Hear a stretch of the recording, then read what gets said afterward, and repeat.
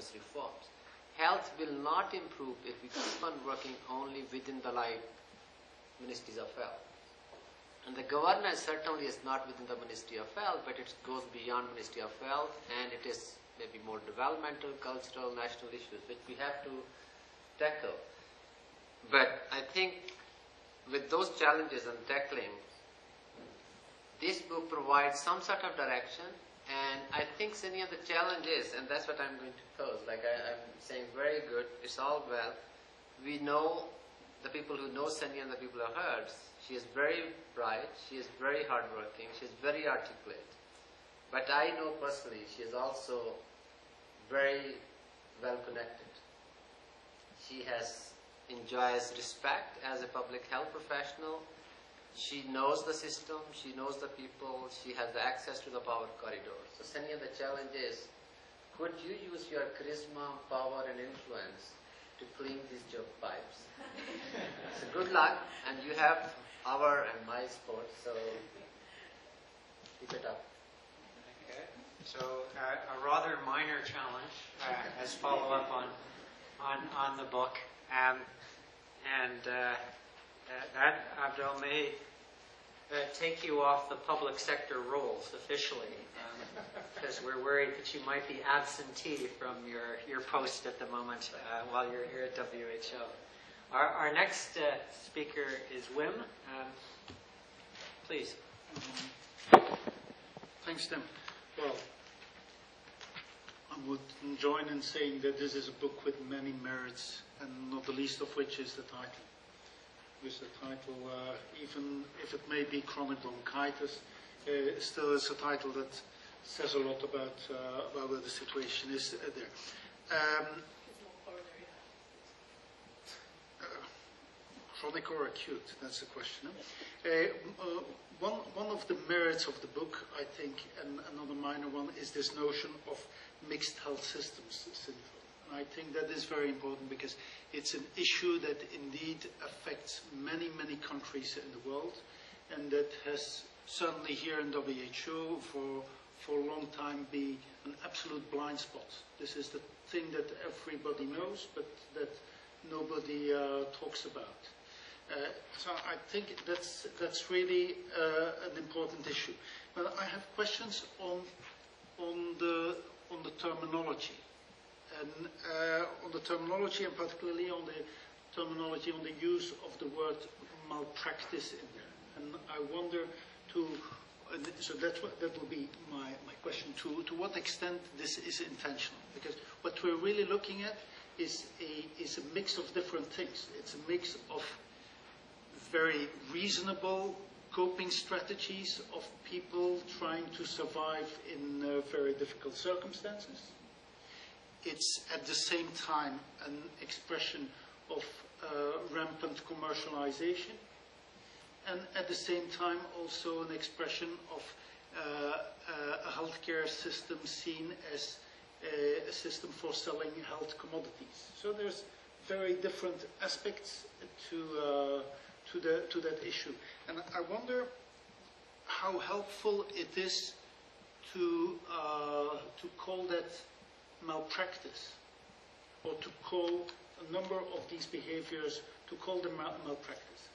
I can see the positive of that, because if you call it malpractice, you have something that one can organize against, and that there would be a consensus of, well, malpractice is obviously a bad thing, and something that one needs to do something about. So it's a mobilizing word in a way. But at the other hand, it's also a word that implies some moral condemnation of practices that were in many circumstances, when you look at it at a very micro level, where you can't really blame the guy who asks for an under-the-table payment or who pilfers drugs. Can't really blame him because it has to survive. So there is an issue there, and I wonder to what extent your use of the word malpractice, as opposed to, for instance, coping strategies, or to a neutral term such as more neutral terms such as commercializing, to what extent that is intentional. And would link it to another terminological question, and that is in your phases for the reform. In your first phase, you talk about national consensus on reform. Is that a synonym of social pressure for reform? And is it an intentional synonym, or is it something different from the notion of social pressure for reform, which has to do also with reaction against malpractice and the way that is perceived by people? Thanks, Wim. So some issues related to clarifying the concepts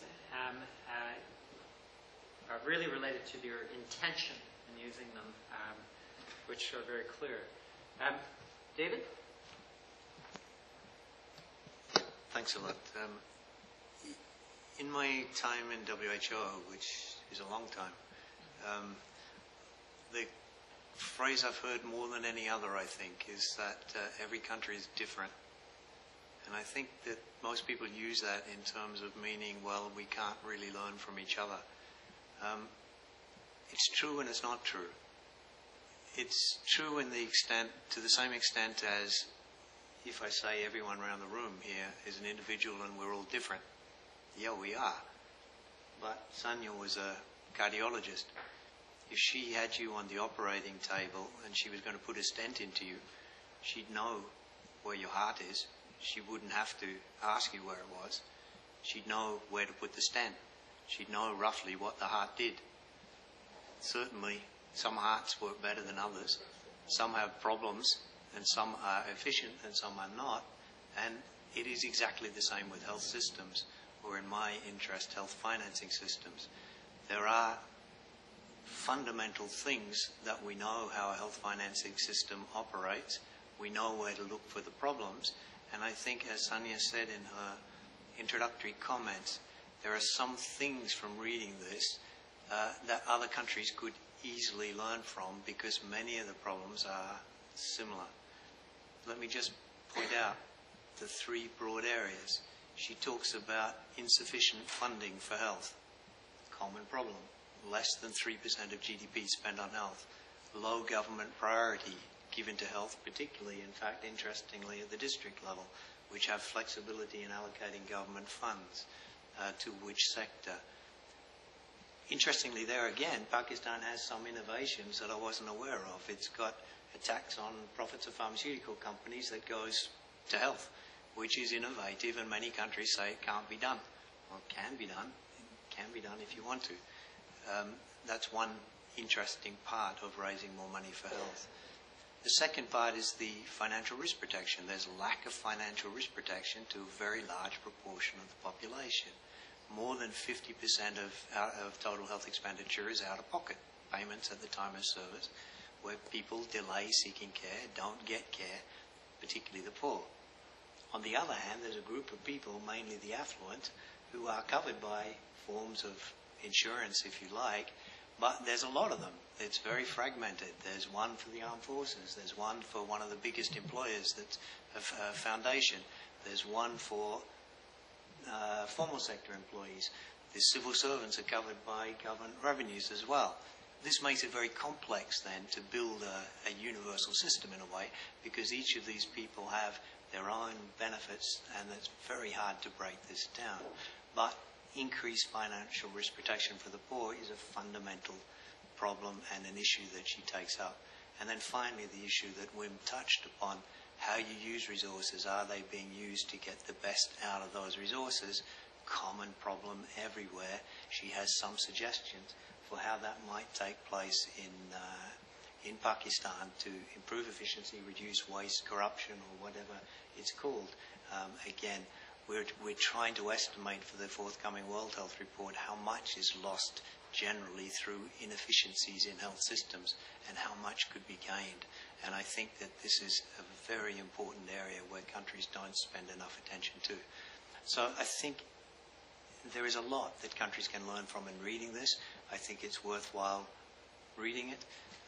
And maybe if there is a question, the question would be why the comprehensive solution of a national risk pooling system, which she calls social health insurance, she rules out. She rules it out on the grounds that, well, this can only develop when everyone's in the formal sector, but I think experience is that that's not true.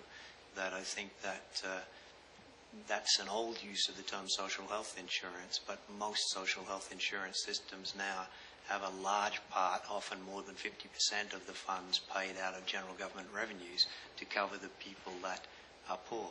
And so the question is it more a practical question that I mentioned of very hard to break down the elite in their own very well-functioning health insurance system and merge them into one big pool, or is there some other fundamental difference? So thank you very much. Thanks, David, and really invoking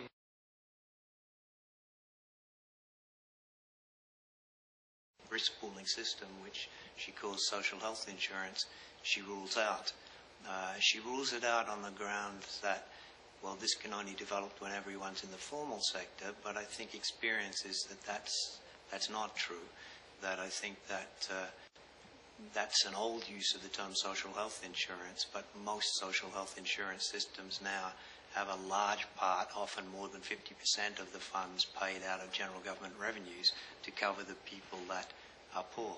And so the question is it more a practical question that I mentioned of very hard to break down the elite in their own very well-functioning health insurance system and merge them into one big pool, or is there some other fundamental difference? So thank you very much. Thanks, David, and really invoking, similar to Thies in the first comment, this sense that there's a tremendous amount that's being learned through the in-depth analysis, especially if we think about that relative to other countries. And Sanya herself mentioned how was the Minister of Health or somebody from Nigeria said they thought they were reading a book on their own health system when they read this book on what's going on in Pakistan's health system. So clear value above and beyond Pakistan for those of us interested in health system. You've got some questions there, but I want to get a sense of the questions in the audience because we've got about another half hour officially, and I'd like to make sure that we tap some of the curiosity or comments that are out there. So people give me a show of hands in terms of things. People like to say something. I got at least a finger there. A second. So Richard, Lil, Carla, do you want to kick us off? And then maybe what we'll try and do is have a brief set of responses from you, recognizing that some of the questions that have been asked are going to be the subjects of other books. Richard? Yeah, I was very pleased that Thies mentioned Bangladesh and David as well, because Bangladesh, of course, was part of Pakistan. It had a common heritage, it had a common experience of the time after partition and then the separation. And then Bangladesh started off way below Pakistan in all the conventional measures, and yet in that relatively short period exploded forward. And I only visited the Bangladesh and Pakistan during the 1990s, and what really struck me as the big difference, particularly at the district level and district hospitals, was the gender differences. That in Bangladesh there were lots of women involved in health system activities. And yet when I went to the hospitals in Pakistan, there were sometimes more doctors than nurses, more males. It was hard to find women working in the health system. And when we look at other determinants, if we go back to the 1990 DHS survey and looking at female literacy and the relationship of the gender issue in Pakistan, I wonder, it didn't make a mention in your presentation. You talked about social determinants, but I wonder if that's not something that, even if there was a good health reform, until those underlying gender inequality issues that